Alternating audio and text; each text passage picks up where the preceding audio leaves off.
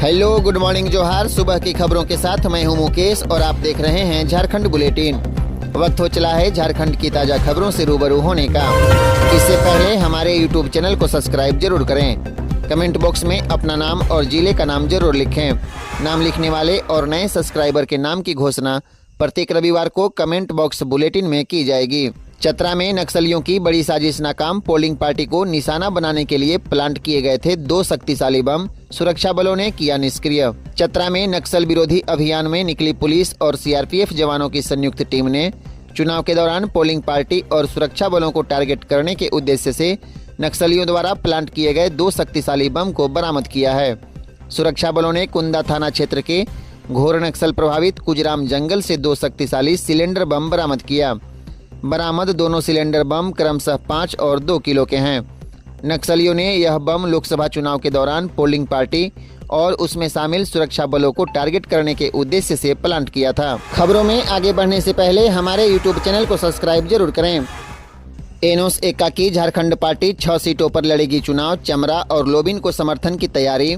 Chatra, Hazaribagh, Chaibasa seat के लिए उम्मीदवारों का ऐलान। पूर्व मंत्री एनोस एक्का की झारखंड पार्टी लोकसभा चुनाव में 6 सीटों पर अपने उम्मीदवार उतारेगी। पार्टी के केंद्रीय अध्यक्ष एनोस एक्का और केंद्रीय प्रधान महासचिव अशोक कुमार भगत ने संसदीय बोर्ड की बैठक के बाद इसकी जानकारी दी। झारखंड पार्टी ने चाईबासा में गीता कोड़ा और जोबा माझी के खिलाफ चित्रसेन सिंकू को चुनाव मैदान में उतारा है। चतरा से दर्शन गंझू और हजारीबाग से राजकुमार कुशवाहा को प्रत्याशी बनाया गया है। पार्टी खूंटी, लोहरदगा और राजमहल सीट पर भी उम्मीदवार उतारेगी। इसके लिए शुक्रवार की रात को सभी संभावित प्रत्याशियों को बुलाया गया है। राजमहल से लोबिन हेम्ब्रम और खूंटी से चमरा लिंडा के चुनाव लड़ने की स्थिति में पार्टी इन्हें समर्थन कर सकती है। झारखंड पार्टी तीसरे फ्रंट के रूप में खुद को मजबूती से पेश करने में लगी है। झारखंड में एनडीए और यूपीए के अलावा यह तीसरी पार्टी है जो इतनी सीटों पर एक साथ चुनाव लड़ने की तैयारी में है। सिमडेगा में 2 बाइक में टक्कर, 3 लोगों की मौत। मरने वालों में 2 दोस्त। हेलमेट पहना होता तो बच सकती थी जान। सिमडेगा में गुरुवार की देर रात सड़क हादसे में 3 लोगों की मौत हो गई। हादसा हाटिंग होड़े के पास हुआ। तेज रफ्तार से 2 बाइक के टकराने से यह हादसा हुआ है। हादसे में एक बाइक में सवार 2 दोस्तों की मौत हो गई। दोनों ने हेलमेट नहीं पहन रखा था। दोनों चाईबासा के मनोहरपुर से सिमडेगा के बानो आ रहे थे। वहीं दूसरे बाइक पर सवार इमानुएल टोपनो को बानो अस्पताल में ही मृत घोषित कर दिया, जबकि 2 युवकों की गंभीर हालत में उसे सिमडेगा रेफर किया गया था, जहां दोनों की मौत हो गई।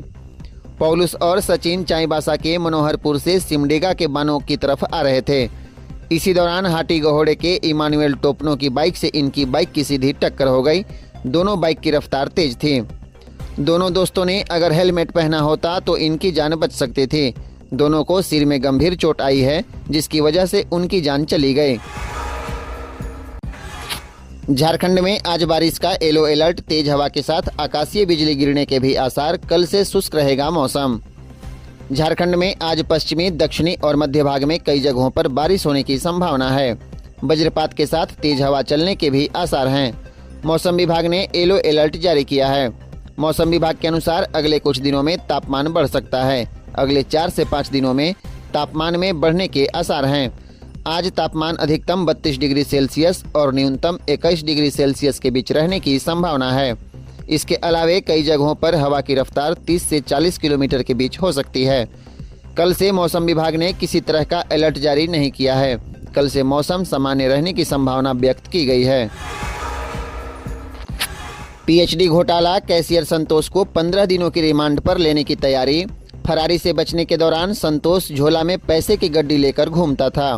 पेयजल एवं स्वच्छता विभाग में घोटाले का मुख्य आरोपी कैशियर संतोष कुमार 3 महीने बाद पुलिस की पकड़ में आ गया। उसे 15 दिनों की रिमांड पर लेने की तैयारी की जा रही है। मामले में बड़ी मछलियां अब रांची पुलिस के रडार पर हैं।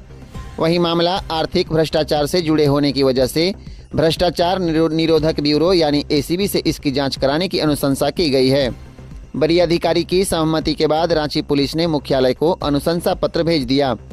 तर्क दिया गया है कि भ्रष्टाचार में विभिन्न विभागों के कर्मियों की संलिप्तता की आशंका है। जांच का दायरा बड़ा है, ऐसे में मामले की जांच एसीबी करे। रांची पुलिस की अनुशंसा पर राज्य के आला अधिकारी मंत्रणा कर रहे हैं। पुलिस के अनुसार फरारी के दौरान संतोष ने बचने के लिए खूब हाथ पैर मारे। जांच अधिकारी को मोटी रकम देने की कोशिश की गई। बड़े बड़े अफसरों तक पैरवी लगाई, हालांकि पैरवी और पैसे का जोर काम नहीं आया। यह भी बताया गया कि फरारी से बचने के दौरान संतोष झोला में पैसे की गड्डी लेकर घूमता था।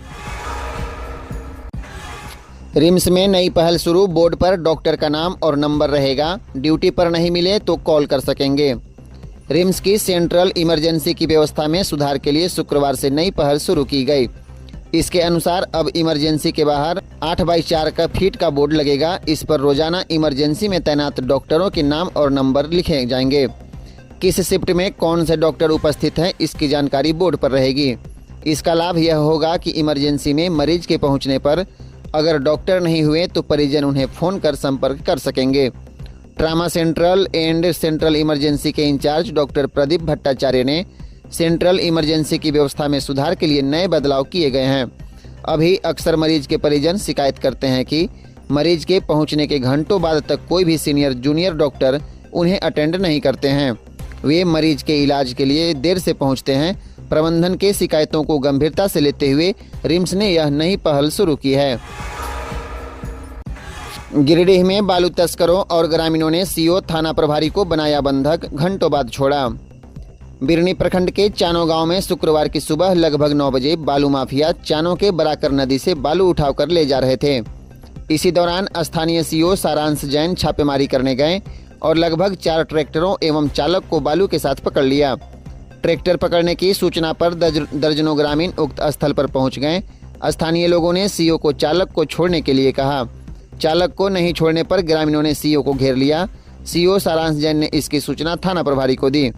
इसके बाद करीब 1 घंटे तक बंधक बनाए जाने के बाद अब वरीय अधिकारियों के प्रयास के बाद इन्हें मुक्त किया गया। ई-केवाईसी कराएं, नहीं तो बंद हो जाएगा गैस कनेक्शन। ई-केवाईसी कराने की अंतिम तिथि 30 जून तक। एलपीजी गैस उपभोक्ता ने समय रहते ई-केवाईसी नहीं कराई तो गैस कनेक्शन बंद कर दिया जाएगा और सब्सिडी भी रोक दी जाएगी। ई-केवाईसी कराने की अंतिम तिथि 30 जून है। केंद्र सरकार ने पेट्रोलियम कंपनियों को निर्देश दिया है कि वे अपने ग्राहकों को एलपीजी गैस की आपूर्ति चालू रखने के लिए ई-केवाईसी कराने के लिए कहें। इंडियन के वरिष्ठ प्रबंधक आलोक शर्मा के अनुसार झारखंड में 36,27,628 गैस उपभोक्ता हैं। पहले चरण में उज्ज्वला योजना के ग्राहकों की ई-केवाईसी पूरी हो चुकी है और अब आम ग्राहकों के लिए ई-केवाईसी की जा रही है। आलोक शर्मा ने बताया कि राजधानी के ग्राहकों के लिए ई-केवाईसी कराने की प्रक्रिया शुरू हो चुकी है। धनबाद में 10 करोड़ घोटाला मामले में सीबीआई से शिकायत, महीने भर बाद भी नहीं हुआ एफआईआर। धनबाद के गोविंदपुर के पॉलिटेक्निक उप डाकघर में हुए लगभग 10 करोड़ रुपए के घोटाले में अब तक आरोपी उप डाकपाल के खिलाफ एफआईआर तक नहीं हुई, जबकि इस घोटाले को सामने आए लगभग 2.5 महीने बीत चुका है। डाक विभाग ने भी इस मामले को लेकर सीबीआई से लगभग 1 महीने पूर्व शिकायत की थी।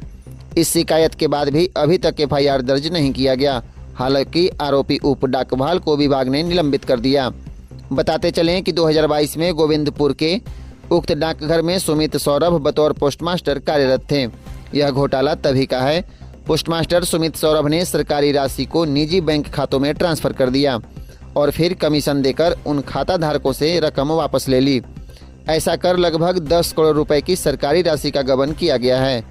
घोटाले की जानकारी मिलते ही विभाग में हड़कंप मच गया और तत्काल रूप से पोस्टमास्टर सुमित सौरभ का वहां से स्थानांतरण कर दिया गया। हालांकि बाद में उसे निलंबित भी कर दिया गया है। हाईकोर्ट ने पूछा कितने भूमाफियाओं के खिलाफ कार्रवाई हुई, कितने बेल पर हैं। झारखंड हाईकोर्ट ने शुक्रवार को राज्य सरकार से सक्रिय भूमाफियाओं के आपराधिक रिकॉर्ड और केस की जानकारी मांगी है। हाईकोर्ट के acting chief justice S Chandrashekhar और जस्टिस नवनीत कुमार ने स्वतः संज्ञान से दर्ज जनहित याचिका पर सुनवाई की, जिसमें सरकार से बताने को कहा है कि कितने भूमाफिया के खिलाफ 5 या इससे अधिक मामले दर्ज हैं, इनमें से कितने आरोपियों को कोर्ट से जमानत मिली है और कितने मामलों में आरोपियों को मिली जमानत के खिलाफ याचिका दायर की गई है। अदालत ने इन सभी बिंदुओं पर सरकार को 24 अप्रैल तक विस्तृत रिपोर्ट दाखिल करने का निर्देश दिया है। दरअसल सुप्रीम कोर्ट के पूर्व जस्टिस MY इकबाल की भूमि पर दिन दहाड़े दलालों ने जबरन कब्जा करने का प्रयास किया था।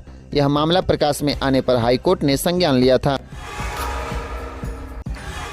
सीबीएसई में छठी, 9वीं और 11वीं में क्रेडिट सिस्टम होगा लागू।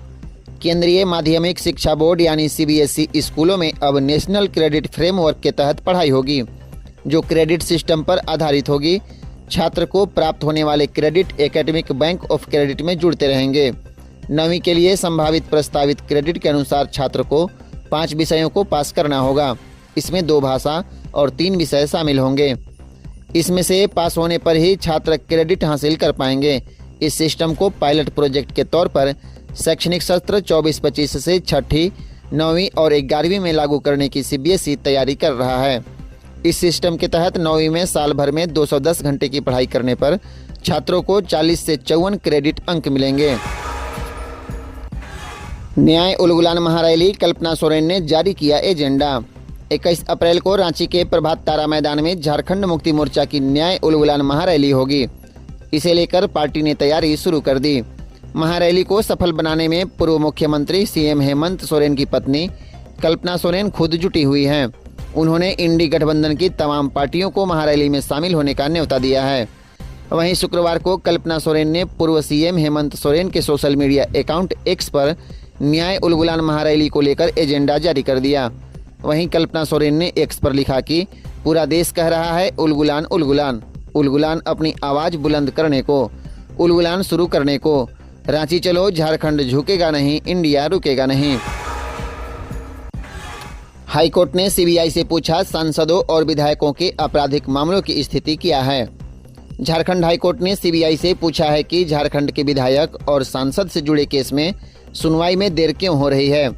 अदालत ने शुक्रवार को सीबीआई को यह बताने का निर्देश दिया कि राज्य के एमपी एमएलए के खिलाफ चल रहे मुकदमों में ट्रायल की स्थिति क्या है। इसके साथ ही जिन मामलों में ट्रायल चल रहा है उसमें देर क्यों हो रही है।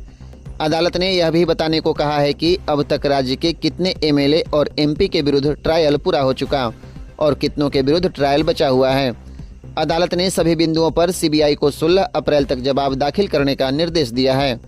दरअसल कुछ वर्ष पूर्व सुप्रीम कोर्ट ने देश के सभी हाई कोर्ट को राजनेताओं के खिलाफ दर्ज आपराधिक मामलों के त्वरित निष्पादन के लिए दिशा निर्देश दिए थे। सुप्रीम कोर्ट के उस आदेश के आलोक में झारखंड हाई कोर्ट ने स्वतः संज्ञान लिया, जिसे जनहित याचिका में तब्दील कर सुनवाई की जा रही है। हेमंत सोरेन से जुड़े लैंड स्कैम में फर्जी डीड बनाने के मास्टरमाइंड सद्दाम से 16 अप्रैल तक पूछताछ करेगी ईडी, कोर्ट ने दी मंजूरी। पूर्व मुख्यमंत्री हेमंत सोरेन से जुड़े लैंड स्कैम केस के दूसरे आरोपी मोहम्मद सद्दाम से पूछताछ का सिलसिला जारी रहेगा। फर्जी डीड बनाने के मास्टरमाइंड सद्दाम की रिमांड खत्म होने के बाद शुक्रवार को उन्हें रांची के पीएमएलए की इस स्पेशल कोर्ट में कड़ी सुरक्षा के बीच पेश किया गया। इस दौरान ईडी के विशेष लोक अभियोजक रविंद्र सत्येंद्र ने कोर्ट से सद्दाम से 5 दिनों तक पूछताछ की अनुमति मांगी, जिसका आरोपी की अधिवक्ता स्नेहा सिंह ने विरोध किया। दोनों पक्षों की बहस सुनने के बाद कोर्ट ने ईडी को सद्दाम से 16 अप्रैल तक पूछताछ की अनुमति दे दी। जमीन का गोरखधंधा करने वाले बिक्की जायसवाल पर दर्ज है आधा दर्जन केस। जमीन कब्जाने के लिए रखता है महिला बाउंसरों की टीम। धोखाधड़ी और फर्जी दस्तावेज पर जमीन की खरीद बिक्री करने का आरोपी बिक्की जायसवाल उर्फ ऋषि रंजन जिला प्रशासन की रडार पर है। बिक्की जायसवाल फिलहाल राजधानी रांची के काके थाना क्षेत्र में सक्रिय है। सूत्र बताते हैं कि बिक्की जमीन के गोरख धंधे में लाखों करोड़ की कमाई कर पुलिस को मैनेज करता है, ताकि उसके खिलाफ दर्ज मामलों में कोई कार्रवाई न हो। इस कमाई का कुछ हिस्सा वह पुलिस वालों तक को भी पहुंचाता है, तभी तो पुलिस सब कुछ जानते हुए भी अनजान बनी रहती है।